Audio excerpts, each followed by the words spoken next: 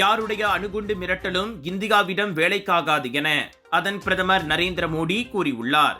உத்தரப்பிரதேச மாநிலத்தில் லட்சக்கணக்கானோர் முன்பு உரையாற்றிய போது பாகிஸ்தானை அவர் அவ்வாறு மறைமுகமாக தாக்கினார்.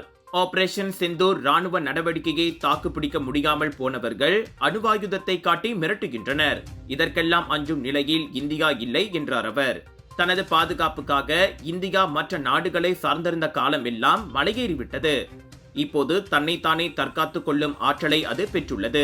ஆபரேஷன் சிந்தூரை அதற்கு சாட்சி என மோடி கூறினார். ஆபரேஷன் சிந்தூர் மூலம் இந்தியாவின் ஆயுத சக்தியை உலகம் கண்டுள்ளது. குறிப்பாக எதிரியின் எல்லைக்குள் நுழைந்து பேரழிவை ஏற்படுத்திய பிரம்மோஸ் ஏவுகணையை அவர் சுட்டிக்காட்டினார். சரியான இலக்குகளில் குண்டுவெடிப்புகள் நடத்தப்பட்டன. எனவே யாருடைய வாய் ஜம்பமும் இனி இந்தியாவிடம் எடுபடாது. பயங்கரவாதத்துக்கு எதிரான போர் தொடரும் என சூளுரைத்த மோடி 3 அம்ச வியூகத்தையும் அறிவித்தார். அதாவது, ஒவ்வொரு பயங்கரவாத தாக்குதலுக்கும் இந்தியா நிச்சயம் பதிலடி கொடுக்கும். அணுவாயுதங்களை காட்டி வெறும் வாய் சவடால் பேசும் தரப்புகளுக்கு அஞ்சப் போவதில்லை.